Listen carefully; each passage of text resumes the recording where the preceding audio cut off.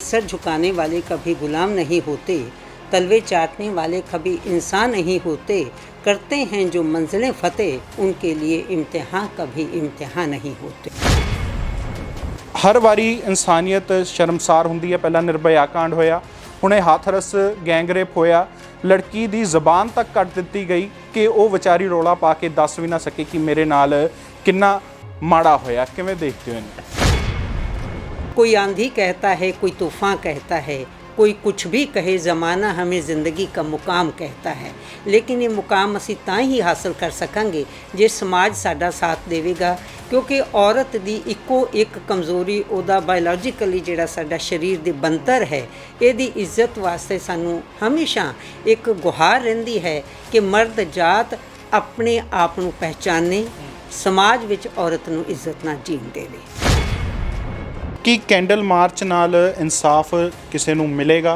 क्योंकि अज तक तो नहीं मिलिया, हुण भी लोग कैंडल मार्च कड्ढणगे, फोटो के सामने कैंडल रखणगे। किन्नी क देर इदां चलदा रहेगा? कि कैंडल मार्च दे नाल परिवार च जो घाटा पिया वो पूरा हो सकेगा या एक लड़की नूं इंसाफ कैंडल मार्च दे नाल मिल सकेगा? सो ਇਹੋ ਜਿਹੇ ਕੈਂਡਲ ਮਾਰਚ ਕਰਨੇ ਜਾਂ ਉਂਝ ਕਰਨਾ, ਇਹ ਇੱਕ ਕਿਤੇ ਨਾ ਕਿਤੇ ਆਪਾਂ ਇਮੋਸ਼ਨਲੀ ਹੋ ਕੇ ਇੱਕ ਸਟੈਪ ਲੈਂਦੇ ਹਾਂ, ਲੇਕਿਨ ਜ਼ਰੂਰੀ ਇਹ ਹੈ ਕਿ ਅਸੀਂ ਉਹ ਇੱਕ ਨਮੂਨਾ ਪੇਸ਼ ਕੀਤਾ ਜਾਏ, ਐਗਜ਼ਾਮਪਲ ਦਿੱਤਾ ਜਾਏ ਕਿ ਇਹਦੀ ਸਜ਼ਾ ਕੀ ਹੈ, ਤੇ ਫਿਰ ਆਪਣੇ ਆਪ ਕੋਈ ਨਾ ਕੋਈ ਅਲਰਟ ਹੋ ਕੇ ਇਸ ਕੁਕਰਮ ਕਰਨ ਤੋਂ ਬਾਜ ਆਏਗਾ। ਇਹ ਇੱਦਾਂ ਰੁਕਣ 'ਤੇ ਕਿਉਂ ਨਹੀਂ ਆ ਰਿਹਾ? ਅੱਜ ਅਸੀਂ 21ਵੀਂ ਸਦੀ ਦੇ ਵਿੱਚ ਆ, ਪੜ੍ਹੇ ਲਿਖੇ ਆ, ਪਰ ਕਈ ਚਲੋ ਆਪਾਂ ਕਹਿ ਦਈਏ ਕਿ ਕਈ ਅਜਿਹੀ ਜਨਤਾ ਵੀ ਹੈਗੀ ਹੈ ਜਿਹੜੀ ਪੜ੍ਹੀ ਲਿਖੀ ਨਹੀਂ ਹੈਗੀ, ਅਨਪੜ੍ਹ ਵੀ ਹੈ, ਪਰ ਇੰਨਾ ਕੁਛ ਅਸੀਂ ਸਮਾਜ ਦੇ ਵਿੱਚ ਦੇਖਦੇ ਹਾਂ। ਸਾਡੇ ਘਰ ਦੇ ਵਿੱਚ ਵੀ ਧੀਆਂ ਨੇ, ਹਰੇਕ ਵਾਰੀ ਇਨਸਾਨੀਅਤ ਸ਼ਰਮਸਾਰ ਹੁੰਦੀ ਹੈ, ਕਿਸੇ ਧੀ ਦੀ ਜਿਹੜੀ ਹੈ ਇੱਜ਼ਤ ਰੋਲੀ ਜਾਂਦੀ ਹੈ।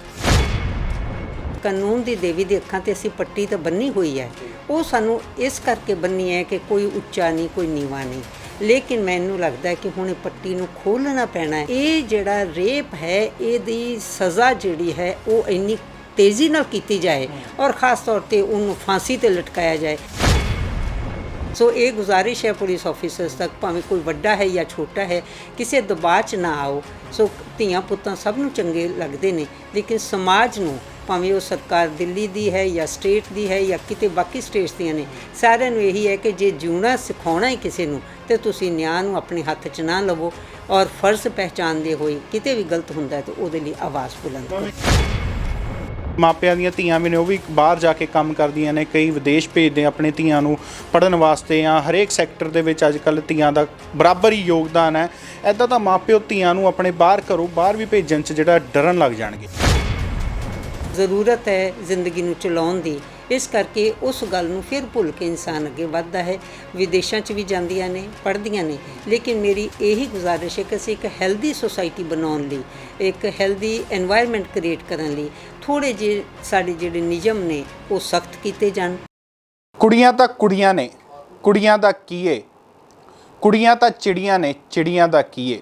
21ਵੀਂ ਸਦੀ ਦੇ ਵਿੱਚ ਅਸੀਂ ਇਸ ਸਮੇਂ ਰਹਿ ਰਹੇ ਹਾਂ, ਪਰ ਅੱਜ ਵੀ ਕੁੜੀਆਂ ਦੇ ਨਾਲ ਸ਼ੋਸ਼ਣ ਹੋ ਰਹੇ ਨੇ।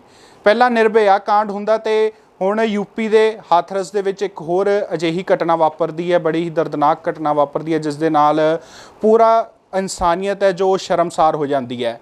ਇੱਕ ਦਲਿਤ ਲੜਕੀ ਦੇ ਨਾਲ, 19 ਸਾਲ ਦੀ ਦਲਿਤ ਲੜਕੀ ਦੇ ਨਾਲ ਗੈਂਗਰੇਪ ਹੁੰਦਾ ਅਤੇ ਉਸ ਤੋਂ ਬਾਅਦ ਉਸ ਦੀ ਰੀੜ੍ਹ ਦੀ ਹੱਡੀ ਤੋੜੀ ਜਾਂਦੀ ਹੈ ਤੇ ਉਸ ਦੀ ਜ਼ੁਬਾਨ ਵੀ ਕੱਟੀ ਜਾਂਦੀ ਹੈ ਕਿ ਉਹ ਰੌਲਾ ਪਾ ਕੇ ਲੋਕਾਂ ਨੂੰ ਦੱਸ ਵੀ ਨਾ ਸਕੇ ਕਿ ਉਸ ਦੇ ਨਾਲ ਕੀ ਹੋਇਆ। ਅਤੇ ਉਸ ਤੋਂ ਬਾਅਦ ਇੱਕ ਹੋਰ ਘਟਨਾ ਵਾਪਰਦੀ ਹੈ ਰਾਤ ਨੂੰ ਹੀ, ਰਾਤੋਂ ਰਾਤ ਯੂਪੀ ਪੁਲਿਸ ਵੱਲੋਂ, ਯੋਗੀ ਸਰਕਾਰ ਦਾ ਜੋ ਪ੍ਰਸ਼ਾਸਨ ਹੈ ਉਸ ਵੱਲੋਂ ਉਸ ਲੜਕੀ ਦਾ ਅੰਤਮ ਸੰਸਕਾਰ ਕਰ ਦਿੱਤਾ ਜਾਂਦਾ ਹੈ ਪਰਿਵਾਰ ਦੀ ਮਰਜ਼ੀ ਤੋਂ ਬਿਨਾਂ। ਪੁਲਿਸ ਵਾਲੇ ਖੁਦ ਹੀ ਜਿਹੜਾ ਲੜਕੀ ਦਾ ਸੰਸਕਾਰ ਕਰਦੇ ਨੇ, ਘਰਦਿਆਂ ਨੂੰ ਅੱਗੇ ਵੀ ਨਹੀਂ ਆਉਣ ਦਿੰਦੇ। ਇਨਸਾਨੀਅਤ ਸ਼ਰਮਸਾਰ ਹੋਈ ਹੈ ਇਸ ਵਾਰ। ਹਰ ਵਾਰੀ ਹੁੰਦੀ ਹੈ, ਪਰ ਹਰ ਵਾਰੀ ਪੋਲੀਟੀਸ਼ੀਅਨਸ ਕੈਮਰੇ ਅੱਗੇ ਆ ਕੇ ਅਫਸੋਸ ਜਤਾਉਂਦੇ ਨੇ, ਪਰ ਇਹ ਸਭ ਰੁਕਣ 'ਤੇ ਨਹੀਂ ਆ ਰਿਹਾ। ਇਸ 'ਤੇ ਗੱਲਬਾਤ ਕਰਨ ਲਈ ਸਾਡੇ ਨਾਲ ਸਾਡੇ ਦਫ਼ਤਰ ਵਿੱਚ ਇੱਕ ਐਸੀ ਸ਼ਖਸੀਅਤ ਆਏ ਨੇ ਜੋ ਕਿਸੇ ਜਾਣ ਪਛਾਣ ਦੇ ਮੁਹਤਾਜ ਨਹੀਂ, ਲੇਖਕ ਵੀ ਨੇ, ਲੰਬਾ ਸਮਾਂ ਕੁੜੀਆਂ ਦੇ ਕਾਲਜ ਦੇ ਵਿੱਚ ਪ੍ਰਿੰਸੀਪਲ ਵੀ ਰਹੇ ਨੇ। ਸਭ ਤੋਂ ਪਹਿਲਾਂ ਮੈਂ ਸਵਾਗਤ ਕਰਦੇ ਹਾਂ ਨਰਿੰਦਰ ਕੌਰ ਸੰਧੂ ਜੀ, ਬਹੁਤ ਬਹੁਤ ਸਵਾਗਤ ਹੈ ਜੀ ਤੁਹਾਡਾ ਲੁਧਿਆਣਾ ਟਾਈਮਸ ਚੈਨਲ 'ਤੇ। ਸਤਿ ਸ਼੍ਰੀ ਅਕਾਲ ਜੀ, ਧੰਨਵਾਦ ਬਹੁਤ ਬਹੁਤ। ਮੈਮ, ਹਰ ਵਾਰੀ ਇਨਸਾਨੀਅਤ ਸ਼ਰਮਸਾਰ ਹੁੰਦੀ ਹੈ। ਪਹਿਲਾਂ ਨਿਰਭਇਆ ਕਾਂਡ ਹੋਇਆ, ਹੁਣੇ ਹਾਥਰਸ ਗੈਂਗਰੇਪ ਹੋਇਆ, ਲੜਕੀ ਦੀ ਜ਼ਬਾਨ ਤੱਕ ਕੱਟ ਦਿੱਤੀ ਗਈ ਕਿ ਉਹ ਵਿਚਾਰੀ ਰੌਲਾ ਪਾ ਕੇ ਦੱਸ ਵੀ ਨਾ ਸਕੇ ਕਿ ਮੇਰੇ ਨਾਲ ਕਿੰਨਾ ਮਾੜਾ ਹੋਇਆ। ਕਿਵੇਂ ਦੇਖਦੇ ਹੋ ਇਹਨੂੰ? ਬੇਟਾ ਇਹੋ ਜੀ ਸ਼ਰਮਸਾਰ ਘਟਨਾਵਾਂ ਸੁਣ ਕੇ ਨਾ ਇੱਕ ਔਰਤ ਹੋਣ ਦੇ ਨਾਤੇ ਬਹੁਤ ਵਾਰ ਰੂਹ ਕੰਬਦੀ ਹੈ, ਬਹੁਤ ਕੁਝ ਕਿਹਾ ਵੀ ਜਾਂਦਾ ਹੈ, ਲੇਕਿਨ ਅਸੀਂ ਉੱਥੇ ਦੇ ਉੱਥੇ ਖੜੇ ਹਾਂ।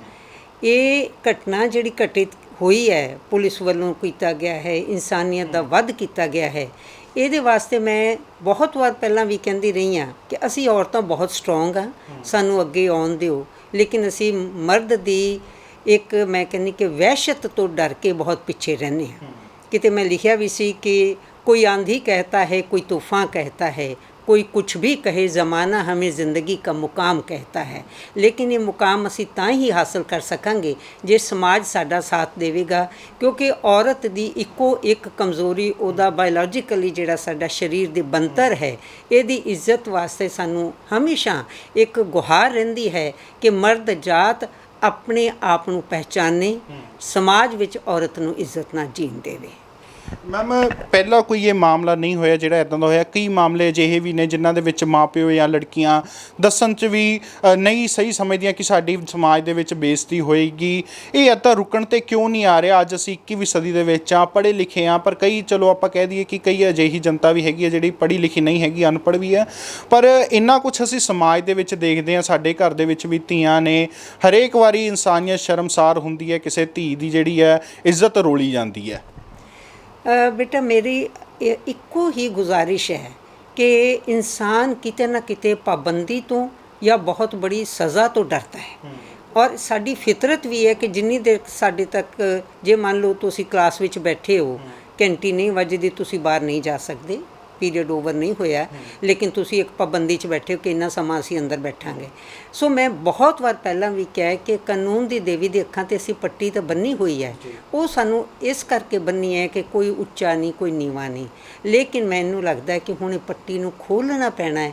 ਅਸੀਂ ਉਸ ਜਗ੍ਹਾ 'ਤੇ ਜਾ ਕੇ, ਉਸ ਨਿਆਂ ਮੰਦਰ 'ਤੇ ਜਾ ਕੇ ਬਹੁਤ ਵਾਰ ਕਹਿ ਚੁੱਕੇ ਹਾਂ। ਔਰ ਮੈਂ ਇੱਥੇ ਲੁਧਿਆਣੇ ਫੈਮਿਲੀ ਵੈਲਫੇਅਰ ਕਮੇਟੀ ਦੀ ਮੈਂਬਰ ਵੀ ਰਹੀ ਹਾਂ, ਜਿਹੜੀ ਹੁਣ ਸੁਪਰੀਮ ਕੋਰਟ ਨੇ ਖ਼ਤਮ ਵੀ ਕਰ ਦਿੱਤੀ ਹੈ। ਕਿਤੇ ਨਾ ਕਿਤੇ ਮੇਰਾ ਇਹਦੇ ਨਾਲ ਵਾਹ ਪੈਂਦਾ ਹੈ। ਮੇਰਾ ਉਹਦੇ ਵਿੱਚ ਵੀ ਇਹੀ ਗੁਜ਼ਾਰਿਸ਼ ਹੁੰਦੀ ਹੈ ਕਿ ਅਸੀਂ ਇਹ ਜਿਹੜਾ ਰੇਪ ਹੈ, ਇਹਦੀ ਸਜ਼ਾ ਜਿਹੜੀ ਹੈ ਉਹ ਇੰਨੀ ਤੇਜ਼ੀ ਨਾਲ ਕੀਤੀ ਜਾਏ, ਔਰ ਖ਼ਾਸ ਤੌਰ 'ਤੇ ਉਹਨੂੰ ਫਾਂਸੀ 'ਤੇ ਲਟਕਾਇਆ ਜਾਏ। ਕਿਉਂ ਨਹੀਂ ਸਾਡੇ ਦੇਸ਼, ਗੁਆਂਢੀ ਦੇਸ਼ ਜਾਂ ਅਸੀਂ ਕਹਿ ਸਕਦੇ ਜਿੱਥੇ ਮੁਸਲਮਾਨ ਨੇ, ਉੱਥੇ ਕਿਉਂ ਇਹੋ ਜਿਹੇ ਦਰਿੰਦਗੀ ਹੁੰਦੀ ਹੋਏਗੀ, ਕਿਸੇ ਤਰੀਕੇ ਦੀ ਹੁੰਦੀ ਹੋਏਗੀ, ਲੇਕਿਨ ਇਹੋ ਜਿਹੀ ਦਰਿੰਦਗੀ ਜਿਹੜੀ ਪਾਪ ਕਰਨ ਤੋਂ ਕਿਉਂ ਇਨਸਾਨ ਡਰਦਾ ਹੈ? ਕਿਉਂਕਿ ਖੜੇ ਨੂੰ ਪੱਥਰ ਮਾਰਦੇ ਆ, ਸਜ਼ਾ ਮਿਲਦੀ ਹੈ। ਸੋ ਮੇਰੀ ਤਾਂ ਇਹੀ ਇੱਕ ਗੁਜ਼ਾਰਿਸ਼ ਹੈ ਸਰਕਾਰ ਤਾਈਂ ਵੀ, ਜੁਡੀਸ਼ਰੀ ਲਈ, ਕਿ ਅਸੀਂ ਇਹ ਨਿਰਭਇਆ ਕਾਂਡ ਵਾਂਗੂ ਕਰਦੇ ਕਰਦੇ ਇੱਕ ਨਾਬਾਲਗ ਬਾਲਗ ਬਣ ਜਾਏ ਤਾਂ ਫਿਰ ਹੋਰ ਫੈਸਲੇ ਦੇ ਹੋਰ ਹੋ ਜਾਣ। ਉਸ ਤੋਂ ਚੰਗਾ ਇਹ ਹੈ ਕਿ ਇਹ ਝਟਪਟ ਫੈਸਲੇ ਕਰਕੇ ਫਾਂਸੀ ਦਿੱਤੀ ਜਾਏ। ਤੁਸੀਂ ਲੰਬਾ ਸਮਾਂ ਜਿਹੜਾ ਆਪਣੀ ਕਵਿਤਾਵਾਂ ਰਾਹੀਂ ਆਪਣੀ ਲਿਖਣ 'ਚ ਤੁਸੀਂ ਹਿਊਮਨ ਰਾਈਟਸ ਦੀ ਜਿਹੜੀ ਆਵਾਜ਼ ਚੱਕਦੇ ਹੋ, ਖਾਸ ਕਰਕੇ ਔਰਤਾਂ ਦੇ ਹੱਕਾਂ ਲਈ ਆਵਾਜ਼ ਚੱਕਦੇ ਆਏ ਹੋ। ਪੁਲਿਸ ਵੱਲੋਂ ਜੋ ਕਾਰਗੁਜ਼ਾਰੀ ਕੀਤੀ ਗਈ ਹੈ ਕਿ ਰਾਤੋਂ ਰਾਤ ਘਰਦਿਆਂ ਦੇ ਮਰਜ਼ੀ ਤੋਂ ਬਗੈਰ ਉਸ ਦਾ, ਲੜਕੀ ਦਾ ਅੰਤਮ ਸੰਸਕਾਰ ਕਰ ਦਿੱਤਾ ਜਾਂਦਾ, ਰਸਮਾਂ ਵੀ ਨਹੀਂ ਕੋਈ ਕੀਤੀਆਂ ਜਾਂਦੀਆਂ। ਇੱਕ ਤਰ੍ਹਾਂ ਨਾਲ ਆਪਾਂ ਕਹਿ ਸਕਦੇ ਹਾਂ ਕਿ ਉਸ ਨੂੰ ਜਲਾਇਆ ਹੀ ਗਿਆ, ਘਰਦਿਆਂ ਨੂੰ ਪਿੱਛੇ ਰੱਖਿਆ। ਪੁਲਿਸ ਦੀ ਕਾਰਗੁਜ਼ਾਰੀ ਨੂੰ ਇੱਦਾਂ ਕਿਸ ਤਰ੍ਹਾਂ ਦੇਖਦੇ ਹੋ ਤੁਸੀਂ? ਕੋਈ ਵੀ ਡਿਪਾਰਟਮੈਂਟ ਹੈ ਬੇਟਾ, ਉਹਦੇ ਵਾਸਤੇ ਸਾਨੂੰ ਆਪਣਾ ਹਮੇਸ਼ਾ ਫਰਜ਼ ਪਹਿਚਾਨਣਾ ਚਾਹੀਦਾ ਹੈ। ਭਾਵੇਂ ਉਹ ਟੀਚਿੰਗ ਡਿਪਾਰਟਮੈਂਟ ਹੈ ਜਾਂ ਉਹ ਇਸ ਟਾਈਮ ਪੁਲਿਸ ਡਿਪਾਰਟਮੈਂਟ ਦੀ ਗੱਲ ਕਰ ਰਹੇ ਹਾਂ।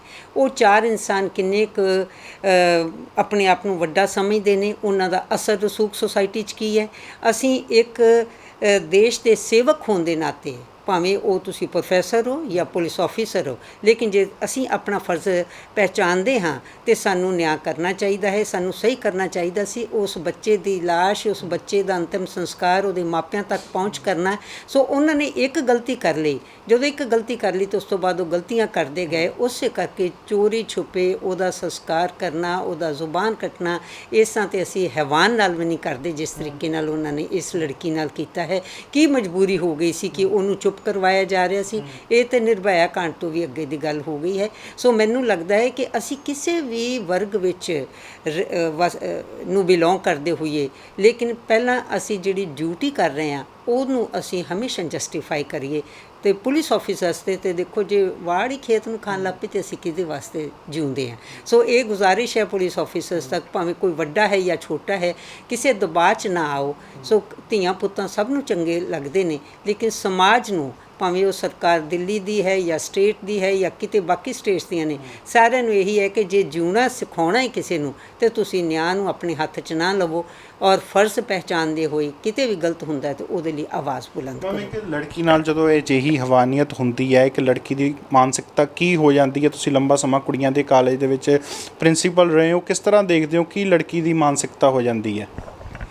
ਇਹ ਇੱਕ ਬਹੁਤ ਬੇਟਾ ਜਿਹਨੂੰ ਮੈਂ ਕਹਾਂਗੀ ਕਿ ਦਿਲ ਨੂੰ ਛੂਹਣ ਵਾਲਾ ਤੁਹਾਡਾ ਸਵਾਲ ਹੈ। ਤੁਸੀਂ ਲੜਕਾ ਹੋ, ਅਸੀਂ ਔਰਤ ਨੂੰ ਕਰਦੇ ਹਾਂ, ਬਿਲੋਂਗ ਕਰਦੇ ਇਸ ਜਾਤ ਨੂੰ। ਇਹ ਵਾਕਈ ਹੀ ਬਹੁਤ ਇੱਕ ਇਮੋਸ਼ਨਲ ਟਰਾਮਾ ਹੁੰਦਾ ਹੈ। ਜੇ ਉਹ ਲੜਕੀ ਜਿਉਂਦੀ ਰਹਿੰਦੀ, ਇਹਦੇ ਵਿੱਚ ਉਹਦੇ ਮਾਪਿਆਂ ਦਾ ਸਹਿਯੋਗ ਬਹੁਤ ਜ਼ਰੂਰੀ ਸੀ, ਕਿਉਂਕਿ ਮਾਂ-ਬਾਪ ਉਹਨੂੰ ਜਿਉਣਾ ਸਿਖਾਉਂਦੇ ਹੈ। ਉਹ ਬਾਰ-ਬਾਰ ਉਸ ਦਰਿੰਦਗੀ ਨੂੰ ਯਾਦ ਕਰਦੇ ਹੋਏ, ਬਹੁਤ ਅਸੀਂ ਦੇਖਦੇ ਹਾਂ ਕਿੰਨੇ ਲੋਕੀ ਸੁਸਾਈਡ ਵੀ ਕਰ ਲੈਂਦੇ ਨੇ, ਕਿੰਨੀਆਂ ਲੜਕੀਆਂ ਆਪਣੇ ਆਪ ਨੂੰ ਸੁਸਾਇਟੀ 'ਚ ਖੜਾ ਨਹੀਂ ਕਰਦੀਆਂ। ਲੇਕਿਨ ਜੇ ਕਿਤੇ ਨਾ ਕਿਤੇ ਮੂੰਹ ਜਲਨ ਤੇ ਲక్ష్ਮੀ ਵਰਗੀਆਂ ਬਾਹਰ ਆ ਸਕਦੀਆਂ ਨੇ, ਜਾਂ ਕੋਈ ਕਿਸੇ ਦੀਆਂ ਆਪਾਂ ਕਹਿ ਸਕਦੇ ਹਾਂ ਵੀਲ ਚੇਅਰ 'ਤੇ ਬੈਠੀ ਇੱਕ ਆਫਿਸਰ, ਮੈਨੂੰ ਨਾਂ ਨਹੀਂ ਯਾਦ ਆ ਰਿਹਾ, ਮਾਲਿਕ ਸ਼ਾਇਦ, ਉਹ ਆਪਣੇ ਐਕਸਪੀਰੀਅੰਸ ਦੱਸ ਰਹੀ ਹੈ ਕਿ ਜੀ ਆਪਾਂ ਸੁਸਾਇਟੀ 'ਚ ਜਿਉ ਸਕਦੇ ਹਾਂ। ਜੇ ਹੋਰ ਲੜਕੀਆਂ ਆਪਣਾ ਐਗਜ਼ਾਮਪਲ ਦੇ ਸਕਦੀਆਂ ਨੇ ਤੇ ਉਹਨਾਂ ਨੂੰ ਪੜ੍ਹ ਕੇ ਹੀ ਇਹੋ ਜਿਹੀਆਂ ਲੜਕੀਆਂ ਜੇ ਕਿਤੇ ਹਾਦਸੇ ਦੇ ਸ਼ਿਕਾਰ ਹੁੰਦੀਆਂ ਨੇ, ਕਿਉਂਕਿ ਜ਼ਿੰਦਗੀ ਇੱਥੇ ਖ਼ਤਮ ਨਹੀਂ ਹੈ। ਆਪਣੇ ਆਪ ਨੂੰ ਗੁਨਾਹਗਾਰ ਨਾ ਸਮਝੋ, ਕਿਸੇ ਕੰਪਲੈਕਸ ਵਿੱਚ ਨਾ ਆਉਣ, ਕਿਉਂਕਿ ਆਪਣੇ ਜੀਵਨ ਨੂੰ ਜਿਉਣਾ ਉਹਦਾ ਆਪਣਾ ਹੱਕ ਹੈ, ਕਿਸੇ ਦਾ ਨਹੀਂ ਹੈ। ਜੇ ਉਹਦਾ ਹੱਕ ਕਿਸੇ ਨੇ ਇਸ ਤਰੀਕੇ ਨਾਲ ਖੋਹ ਲਿਆ ਹੈ ਤੇ ਉਹਨੂੰ ਆਪਣੇ ਆਪ ਨੂੰ ਖੜਾ ਕਰਨ ਲਈ ਮਾਨਸਿਕ ਤੌਰ 'ਤੇ ਬਹੁਤ ਜ਼ਰੂਰੀ ਹੈ ਕਿ ਐਨਵਾਇਰਨਮੈਂਟ ਐਸਾ ਮਿਲੇ ਜਿਹਦੇ ਵਿੱਚ ਸਭ ਤੋਂ ਵੱਡਾ ਸਹਿਯੋਗ ਪੇਰੈਂਟਸ ਦਾ ਹੁੰਦਾ ਹੈ ਔਰ ਉਸ ਤੋਂ ਬਾਅਦ ਸੁਸਾਇਟੀ ਦਾ ਹੁੰਦਾ ਹੈ। ਹਾਂ, ਆਪਾਂ ਜਦੋਂ ਵੀ ਕੋਈ ਦੇਖਦੇ ਹਾਂ ਕਿ ਅਜਿਹੀ ਘਟਨਾ ਵਾਪਰਦੀ ਹੈ ਤਾਂ ਲੋਕ ਕੈਂਡਲ ਮਾਰਚ ਕਰਨ ਲੱਗ ਜਾਂਦੇ ਨੇ, ਜਾਂ ਪੋਲੀਟੀਸ਼ੀਅਨਸ ਵੱਲੋਂ ਵੀ ਕੈਂਡਲ ਮਾਰਚ ਕੀਤੇ ਜਾਂਦੇ ਨੇ। ਕੀ ਕੈਂਡਲ ਮਾਰਚ ਨਾਲ ਇਨਸਾਫ ਕਿਸੇ ਨੂੰ ਮਿਲੇਗਾ? ਕਿਉਂਕਿ ਅੱਜ ਤੱਕ ਤਾਂ ਨਹੀਂ ਮਿਲਿਆ, ਹੁਣ ਵੀ ਲੋਕ ਕੈਂਡਲ ਮਾਰਚ ਕੱਢਣਗੇ, ਫੋਟੋ ਦੇ ਸਾਹਮਣੇ ਕੈਂਡਲ ਰੱਖਣਗੇ। ਕਿੰਨੀ ਕੁ ਦੇਰ ਇੱਦਾਂ ਚੱਲਦਾ ਰਹੇਗਾ? ਕੀ ਕੈਂਡਲ ਮਾਰਚ ਦੇ ਨਾਲ ਪਰਿਵਾਰ 'ਚ ਜੋ ਘਾਟਾ ਪਿਆ ਉਹ ਪੂਰਾ ਹੋ ਸਕੇਗਾ, ਜਾਂ ਇੱਕ ਲੜਕੀ ਨੂੰ ਇਨਸਾਫ ਕੈਂਡਲ ਮਾਰਚ ਦੇ ਨਾਲ ਮਿਲ ਸਕੇਗਾ? ਇਹ ਬੇਟਾ ਸਾਡੇ ਸੁਸਾਇਟੀ 'ਚ ਇੱਕ ਜਿਹੜੇ ਮੁਜ਼ਾਹਰੇ ਨੇ, ਇੱਕ ਆਪਣੇ ਇਕੱਠ ਨੂੰ ਸ਼ੋਅ ਕਰਨਾ ਜਾਂ ਆਪਣੀ ਇੱਕ ਤਾਕਤ ਨੂੰ ਸ਼ੋਅ ਕਰਨ ਲਈ ਅਸੀਂ ਕੈਂਡਲ ਮਾਰਚ ਕਰ ਲੈਂਦੇ ਹਾਂ, ਜਾਂ ਅੱਜ ਕੱਲ੍ਹ ਕਰੋਨਾ ਕਰਕੇ ਡਿਸਟੈਂਸਿੰਗ ਦੀ ਵੀ ਗੱਲ ਹੋ ਰਹੀ ਹੈ।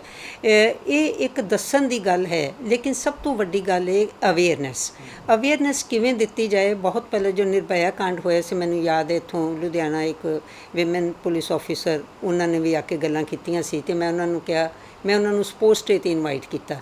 ਕਹਿੰਦੇ ਕਿ ਗੱਲ ਤਾਂ ਅੰਦਰ ਬੈਠ ਕੇ ਕਰਨ ਵਾਲੀ, ਬੱਚੇ ਕਿਵੇਂ ਸੁਣਨਗੇ? ਮੈਂ ਕਿਹਾ ਜੀ ਨਹੀਂ, ਮੇਰੇ ਬੱਚੀਆਂ ਜਿਹੜੀਆਂ ਨੇ, ਇੱਕ ਆਵਾਜ਼ ਬੁਲੰਦ ਕਰੋ, ਫਿਜ਼ਾ ਵਿੱਚ ਗੂੰਜੇਗੀ ਤੁਹਾਡੀ ਆਵਾਜ਼। ਸੋ ਇਹ ਜਿਹੜੀਆਂ ਗੱਲਾਂ ਨੇ, ਆਰਟੀਕਲ ਵੀ ਦਿੱਤੇ ਜਾਣਗੇ, ਜਾਂ ਇਹ ਗੱਲਾਂ ਅਸੀਂ ਕਿਤੇ ਨਾ ਕਿਤੇ ਕਾਲਜ ਸਕੂਲਸ ਵਿੱਚ ਜਾ ਕੇ, ਚਲੋ ਅੱਜ ਕੱਲ੍ਹ ਬੰਦ, ਲੇਕਿਨ ਉੱਥੇ ਅਸੀਂ ਕਨਵੇ ਕਰਦੇ ਹਾਂ। ਲੇਕਿਨ ਸਭ ਤੋਂ ਵੱਡੀ ਗੱਲ ਇਹ ਹੈ, ਤੁਹਾਡਾ ਜਿਹੜਾ ਮੀਡੀਆ ਹੈ, ਇਹੀ ਗੱਲ ਕਹਿ ਕੇ ਜੇ ਅਸੀਂ ਆਪਣੇ ਆਪ ਨੂੰ, ਕਿਉਂਕਿ ਟਾਈਮ ਵੇਸਟ ਹੈ ਜੇ ਅਸੀਂ ਮੁਜ਼ਾਹਰੇ ਕਰਦੇ ਹਾਂ, ਉਹਦੇ ਨਾਲ ਕੁਝ ਨਹੀਂ ਹੁੰਦਾ। ਸਰਕਾਰਾਂ ਦੇ, ਹੁਣ ਤੁਸੀਂ ਕਿਸਾਨਾਂ ਦੀ ਗੱਲ ਕਰ ਲਓ, ਉੱਥੇ ਕੀ ਕੁਝ ਹੋ ਰਿਹਾ ਹੈ, ਇਹ ਮੈਨੂੰ ਲੱਗਦਾ ਕਿਤੇ ਨਾ ਕਿਤੇ ਟਾਈਮ ਦੀ ਵੇਸਟੇਜ ਹੈ। ਇਹ ਅਵੇਅਰਨੈਸ ਤਾਂ ਹੋ ਸਕਦੀ ਹੈ ਜੇ ਇਹਦੇ ਲਈ ਸਰਕਾਰ ਚੇਤੰਨ ਹੋਵੇ। ਔਰ ਦੂਸਰੀ ਸਭ ਤੋਂ ਵੱਡੀ ਗੱਲ ਹੈ, ਉਹ 4 ਬੰਦਿਆਂ ਨੂੰ ਫੜ ਕੇ ਹੁਣੇ ਫਾਂਸੀ ਦੇ ਦਿੱਤੀ ਜਾਏ, ਕਿਸੇ ਕਿਸਮ ਦੇ ਮੁਜ਼ਾਹਰੇ ਦੀ ਲੋੜ ਨਹੀਂ ਹੋਏਗੀ, ਕੱਲ੍ਹ ਨੂੰ ਦੂਜੇ ਵੀ ਡਰਨਗੇ। ਔਰ ਤੁਹਾਨੂੰ ਯਾਦ ਹੋਏਗਾ ਨਿਰਭਇਆ ਕਾਂਡ ਵੇਲੇ ਦਿੱਲੀ ਵਿੱਚ ਇੱਕ ਬਹੁਤ ਚੰਗੇ ਰਿਪੋਰਟਰ ਖੜੇ ਸੀਗੇ, ਮੈਨੂੰ ਯਾਦ ਹੈ ਕਿ ਉਹ ਲਾਈਵ ਦੇ ਰਿਹਾ ਸੀ ਕਿ ਇਹ ਹੋ ਰਿਹਾ ਹੈ, ਔਰ ਪਿੱਛੋਂ ਇੱਕ ਵਹੀਕਲ ਲੰਘਿਆ, ਉਹ 'ਚ ਲੜਕੇ ਸੀ, ਉਹ ਖੜੇ ਹੋ ਕੇ, ਉਹਨਾਂ ਨੂੰ ਨਹੀਂ ਪਤਾ ਕਿ ਕੀ ਗੱਲ ਹੋ ਰਹੀ ਹੈ, ਉਹ ਸਟੇਅਰ ਕਰਨ ਲੱਗ ਪਏ ਔਰ ਕੁਝ ਕਮੈਂਟ ਕਰਕੇ ਚਲੇ ਗਏ। ਅਤੇ ਉਹ ਕਹਿੰਦੇ ਕਿ ਵੀ ਦੇਖੋ ਅਸੀਂ ਸੇਫ, ਉਹ ਲੜਕੀ ਸੀਗੀ ਜਿਹੜੀ ਬੋਲ ਰਹੀ ਸੀਗੀ, ਰਿਪੋਰਟਰ, ਕਿ ਪਿੱਛੋਂ ਹੁਣ ਇਹ ਹੋ ਰਿਹਾ ਹੈ ਅਤੇ ਅਸੀਂ ਕਿਸ ਤਰੀਕੇ ਨਾਲ ਲੈਣਾ। ਸੋ ਇਸ ਕਰਕੇ ਮੇਰਾ ਇਹੀ ਇੱਕ ਗੁਜ਼ਾਰਿਸ਼ ਹੈ ਕਿ ਸਜ਼ਾ ਸਖਤ ਔਰ ਜਲਦੀ ਕੀਤੀ ਜਾਏ, ਇਹਦੇ ਨਾਲ ਕੰਨ ਹੋਣਗੇ। ਔਰ ਬੇਸ਼ੱਕ ਉਹ ਜੈਸਿਕਾ ਲਾਲ ਕੇਸ ਹੋਇਆ ਜਾਂ ਕੋਈ ਵੀ ਹੋਇਆ ਹੈ, ਕਿਤੇ ਨਾ ਕਿਤੇ ਗੱਲਾਂ ਪਹੁੰਚ ਤੇ ਜਾਂਦੀਆਂ ਨੇ। ਸੋ ਇਹੋ ਜਿਹੇ ਕੈਂਡਲ ਮਾਰਚ ਕਰਨੇ ਜਾਂ ਉਂਝ ਕਰਨਾ, ਇਹ ਇੱਕ ਕਿਤੇ ਨਾ ਕਿਤੇ ਆਪਾਂ ਇਮੋਸ਼ਨਲੀ ਹੋ ਕੇ ਇੱਕ ਸਟੈਪ ਲੈਂਦੇ ਹਾਂ, ਲੇਕਿਨ ਜ਼ਰੂਰੀ ਇਹ ਹੈ ਕਿ ਅਸੀਂ ਉਹ ਇੱਕ ਨਮੂਨਾ ਪੇਸ਼ ਕੀਤਾ ਜਾਏ, ਐਗਜ਼ੈਂਪਲ ਦਿੱਤਾ ਜਾਏ ਕਿ ਇਹਦੀ ਸਜ਼ਾ ਕੀ ਹੈ, ਅਤੇ ਫਿਰ ਆਪਣੇ ਆਪ ਕੋਈ ਨਾ ਕੋਈ ਅਲਰਟ ਹੋ ਕੇ ਇਸ ਕੁਕਰਮ ਕਰਨ ਤੋਂ ਬਾਜ਼ ਆਏਗਾ। ਇੱਦਾਂ ਦੀਆਂ ਘਟਨਾਵਾਂ ਤੋਂ ਬਾਅਦ ਧੀਆਂ ਦੇ ਜਿਹੜੇ ਮਾਪੇ ਹੁੰਦੇ ਆ, ਉਹਨਾਂ ਦੇ ਦਿਲਾਂ 'ਤੇ ਬਹੁਤ ਅਸਰ ਪੈਂਦਾ, ਕਿ ਉਹਨਾਂ ਨੂੰ ਵੀ ਡਰ ਰਹਿੰਦਾ। ਕਿਉਂਕਿ ਅੱਜ ਕੱਲ੍ਹ ਜੇ ਆਪਾਂ ਗੱਲ ਕਰੀਏ, ਧੀ ਤੇ ਪੁੱਤ ਦੇ ਆਪਾਂ ਬਰਾਬਰ ਹੋਣ ਦੀ ਜਿਹੜੀ ਗੱਲ ਕਰਦੇ ਆ, ਮਾਪਿਆਂ ਦੀਆਂ ਧੀਆਂ ਵੀ ਨੇ ਉਹ ਵੀ ਬਾਹਰ ਜਾ ਕੇ ਕੰਮ ਕਰਦੀਆਂ ਨੇ, ਕਈ ਵਿਦੇਸ਼ ਭੇਜਦੇ ਆਪਣੇ ਧੀਆਂ ਨੂੰ ਪੜ੍ਹਨ ਵਾਸਤੇ। ਜਾਂ ਹਰੇਕ ਸੈਕਟਰ ਦੇ ਵਿੱਚ ਅੱਜ ਕੱਲ੍ਹ ਧੀਆਂ ਦਾ ਬਰਾਬਰ ਹੀ ਯੋਗਦਾਨ ਹੈ। ਇੱਦਾਂ ਤਾਂ ਮਾਪਿਓ ਧੀਆਂ ਨੂੰ ਆਪਣੇ ਘਰੋਂ ਬਾਹਰ ਵੀ ਭੇਜਣ 'ਚ ਜਿਹੜਾ ਡਰਨ ਲੱਗ ਜਾਣਗੇ। ਤੁਹਾਡੀ ਗੱਲ ਬਿਲਕੁਲ ਸਹੀ ਹੈ, ਲੇਕਿਨ ਜਦੋਂ ਸਮਾਂ ਥੋੜ੍ਹਾ ਜਿਹਾ ਬੀਤਦਾ ਹੈ ਤੇ ਆਪਾਂ ਫਿਰ ਉੱਥੇ ਹੀ ਆ ਜਾਂਦੇ ਹਾਂ। ਹੁਣ ਜਿਸ ਟਾਈਮ ਹੈ ਪੈਂਡੇਮਿਕ ਹੈ ਜਾਂ ਨਾ ਹੈ, ਆਪਾਂ ਕਿੰਨੇ ਡਰੇ ਹੋਏ ਹਾਂ। ਥੋੜ੍ਹਾ ਜਿਹਾ ਠੀਕ ਹੋ ਗਿਆ ਸੀ, ਫਿਰ ਉਸੇ ਚਾਲ ਚੱਲ। ਇਨਸਾਨ ਦੀ ਫਿਤਰਤ ਹੈ, ਸੁਭਾਅ ਹੈ ਕਿ ਅਸੀਂ ਆਪਣੇ ਆਪ ਨੂੰ ਉਸ ਦੁੱਖ ਵਿੱਚੋਂ ਕੱਢ ਲੈਂਦੇ ਹਾਂ। ਸੋ ਔਰਤ ਇਹਦੇ 'ਚ ਕੋਈ ਸ਼ੱਕ ਨਹੀਂ, ਮਾਪੇ ਵੀ ਡਰਦੇ ਨੇ, ਲੜਕੀਆਂ ਵੀ ਡਰਦੀਆਂ ਨੇ, ਲੇਕਿਨ ਜ਼ਰੂਰਤ ਹੈ ਜ਼ਿੰਦਗੀ ਨੂੰ ਚਲਾਉਣ ਦੀ। ਇਸ ਕਰਕੇ ਉਸ ਗੱਲ ਨੂੰ ਫਿਰ ਭੁੱਲ ਕੇ ਇਨਸਾਨ ਅੱਗੇ ਵੱਧਦਾ ਹੈ। ਵਿਦੇਸ਼ਾਂ 'ਚ ਵੀ ਜਾਂਦੀਆਂ ਨੇ, ਪੜ੍ਹਦੀਆਂ ਨੇ, ਲੇਕਿਨ ਮੇਰੀ ਇਹੀ ਗੁਜ਼ਾਰਿਸ਼ ਹੈ ਕਿ ਅਸੀਂ ਇੱਕ ਹੈਲਦੀ ਸੁਸਾਇਟੀ ਬਣਾਉਣ ਲਈ, ਇੱਕ ਹੈਲਦੀ ਐਨਵਾਇਰਨਮੈਂਟ ਕ੍ਰੀਏਟ ਕਰਨ ਲਈ ਥੋੜ੍ਹੇ ਜਿਹੇ ਸਾਡੇ ਜਿਹੜੇ ਨਿਯਮ ਨੇ ਉਹ ਸਖਤ ਕੀਤੇ ਜਾਣ, ਸਜ਼ਾ ਸਖਤ ਕੀਤੀ ਜਾਏ, ਫਾਈਨ ਕੀਤੇ ਜਾਣ। ਜੇ ਅਸੀਂ ਵਿਦੇਸ਼ 'ਚ ਜਾ ਕੇ ਬੰਦਾ ਬਣ ਜਾਂਦੇ ਹਾਂ, ਉਲੰਘਣ ਨਹੀਂ ਕਰਦੇ, ਟ੍ਰੈਫਿਕ ਦਾ ਰੂਲਸ ਮੰਨਦੇ ਹਾਂ, ਸੋ ਇੱਥੇ ਵੀ ਜੇ ਅਸੀਂ ਥੋੜ੍ਹਾ ਜਿਹਾ ਕਰਪਟ ਸਿਸਟਮ ਨੂੰ ਕਿਤੇ ਨਾ ਕਿਤੇ ਇਮਾਨਦਾਰ ਬਣਾ ਲਈਏ ਤੇ ਇੱਥੇ ਵੀ ਅਸੀਂ ਆਪਣੇ ਆਪ ਨੂੰ ਸੇਫ ਮਹਿਸੂਸ ਕਰਾਂਗੇ। ਤੋ ਔਰਤਾਂ ਵਾਸਤੇ ਮੈਂ ਖਾਸ ਤੌਰ 'ਤੇ ਇਹ ਕਹਾਂਗੀ ਕਿ ਆਪਣੇ ਆਪ ਨੂੰ ਕਿਸੇ ਵੀ ਹੀਨ ਭਾਵਨਾ ਵਿੱਚ ਨਹੀਂ ਰਹਿਣਾ ਚਾਹੀਦਾ, ਰੱਖਣਾ ਨਹੀਂ ਚਾਹੀਦਾ, ਕਿਉਂਕਿ ਸੁਸਾਇਟੀ ਦਾ ਮਰਦ ਦਾ ਸਾਥ ਹੋਏਗਾ ਤਾਂ ਅਸੀਂ ਕੁਝ ਵੀ ਅਰਜਿਤ ਕਰ ਸਕਦੇ ਹਾਂ। ਸੋ ਮੈਂ ਇਹ ਅੰਤ ਵਿੱਚ ਇਹੀ ਕਹਾਂਗੀ कि सर झुकाने वाले कभी गुलाम नहीं होते, तलवे चाटने वाले कभी इंसान नहीं होते, करते हैं जो मंजिलें फतेह उनके लिए इम्तिहान कभी इम्तिहान नहीं होते। सो ਜ਼ਿੰਦਗੀ 'ਚ ਬਹੁਤ ਵੱਡਾ ਇਮਤਿਹਾਨ ਆਵੇ, ਆਪਣੇ ਆਪ ਨੂੰ ਅਸੀਂ ਹੀਨ ਨਾ ਸਮਝੀਏ। ਸੋ ਇੱਕੋ ਗੁਜ਼ਾਰਿਸ਼ ਹੈ ਸਰਕਾਰ ਨੂੰ ਕਿ ਸਾਨੂੰ ਨਿਆਂ ਇੰਨੀ ਤੇਜ਼ੀ ਦਿੱਤਾ ਜਾਏ ਕਿ ਇਸ ਹੈਵਾਨੀਅਤ ਦਾ ਸਦਾ ਲਈ ਅੰਤ ਹੋਵੇ। ਬੜਾ ਧੰਨਵਾਦ। ਤਾਂ ਇਹ ਸਨ ਸਾਡੇ ਨਾਲ ਡਾਕਟਰ ਸੰਧੂ। ਲੰਬਾ ਸਮਾਂ ਕੁੜੀਆਂ ਦੇ ਕਾਲਜ ਦੇ ਵਿੱਚ ਪ੍ਰਿੰਸੀਪਲ ਰਹੇ ਨੇ, ਕੁੜੀਆਂ ਦੀ ਮਾਨਸਿਕਤਾ ਨੂੰ ਕਾਫੀ ਚੰਗੀ ਤਰ੍ਹਾਂ ਦੇ ਨਾਲ ਸਮਝਦੇ ਨੇ, ਸਮੇਂ-ਸਮੇਂ 'ਤੇ ਕੁੜੀਆਂ ਦੇ ਹੱਕਾਂ ਵਾਸਤੇ ਆਵਾਜ਼ ਵੀ ਉਠਾਉਂਦੇ ਆਏ ਨੇ। ਹੁਣ ਵੀ ਇਹਨਾਂ ਨੇ ਗੱਲ ਕੀਤੀ ਹੈ ਕਿ ਉਹਨਾਂ ਦਰਿੰਦਿਆਂ ਨੂੰ ਜਲਦ ਤੋਂ ਜਲਦ ਸਜ਼ਾ ਮਿਲਣੀ ਚਾਹੀਦੀ ਆ ਅਤੇ ਆਉਣ ਵਾਲੇ ਸਮੇਂ ਦੇ ਵਿੱਚ ਵੀ ਕੋਈ ਅਜਿਹੀ ਘਟਨਾ ਨਾ ਵਾਪਰੇ। ਇਹਨਾਂ ਦਰਿੰਦਿਆਂ ਨੂੰ ਅਜਿਹੀ ਕੋਈ ਮਿਸਾਲੀ ਸਜ਼ਾ ਮਿਲਣੀ ਚਾਹੀਦੀ ਹੈ ਤਾਂ ਕਿ ਆਉਣ ਵਾਲੇ ਸਮੇਂ ਦੇ ਵਿੱਚ ਕੋਈ ਵੀ ਅਜਿਹਾ ਕੰਮ ਕਰਨ ਤੋਂ ਡਰੇ। ਤਾਂ ਵਧੇਰੇ ਅਪਡੇਟਸ ਲਈ ਸਾਡੇ ਨਾਲ ਜੁੜੇ ਰਹੋ। ਲੁਧਿਆਣਾ ਤੋਂ ਸਨਮਜੀਤ ਸਿੰਘ, ਕੈਮਰਾਮੈਨ ਸਤਵੰਤ ਮਠਾੜੂ ਦੇ ਨਾਲ, ਲੁਧਿਆਣਾ ਟਾਈਮਜ਼। ਵਧੇਰੇ ਜਾਣਕਾਰੀ ਲਈ ਸਬਸਕ੍ਰਾਈਬ ਕਰੋ ਸਾਡਾ YouTube ਚੈਨਲ ਪਬਲਿਕ ਟਾਈਮਜ਼ ਅਤੇ ਨੋਟੀਫਿਕੇਸ਼ਨ ਲਈ ਬੈਲ ਆਈਕਨ ਤੇ ਕਲਿੱਕ ਕਰਨਾ ਨਾ ਭੁੱਲੋ।